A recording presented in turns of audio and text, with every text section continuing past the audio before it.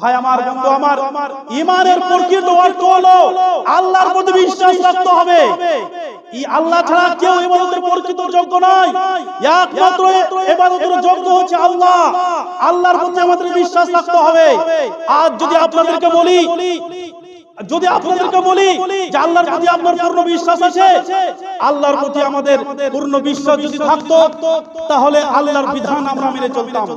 একজন বেনামাজিকে যদি জিজ্ঞেস করা হয়, ভাই তুমি আল্লাহর প্রতি বিশ্বাস রাখো, তোমার কি আল্লাহর প্রতি ঈমান আছে?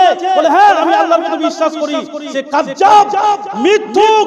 যে ব্যক্তির আল্লাহর প্রতি ঈমান থাকবে, যার আল্লাহর প্রতি বিশ্বাস থাকবে, সে কোনোদিনই বেনামাজি হতে পারে না।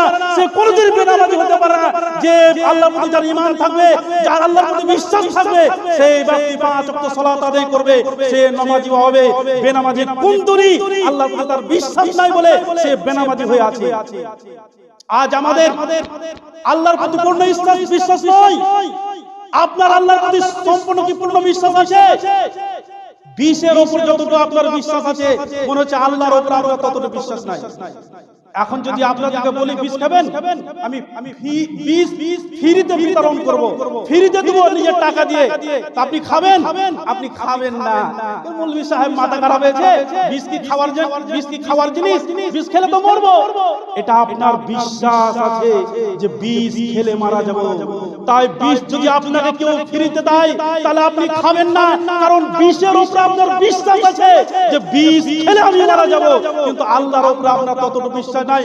আল্লাহর বিধানকে যে আল্লাহর বিধানকে আপনাকে মানতে হবে, আল্লাহর প্রতি যদি আপনার বিশ্বাস থাকতো তাহলে আপনি আল্লাহর বিধানকে মানতেন। তার মানে আল্লাহর প্রতি আপনার পূর্ণ বিশ্বাস নাই, তার জন্য আপনি বেনামাজি হয়ে জীবন যাপন করছেন।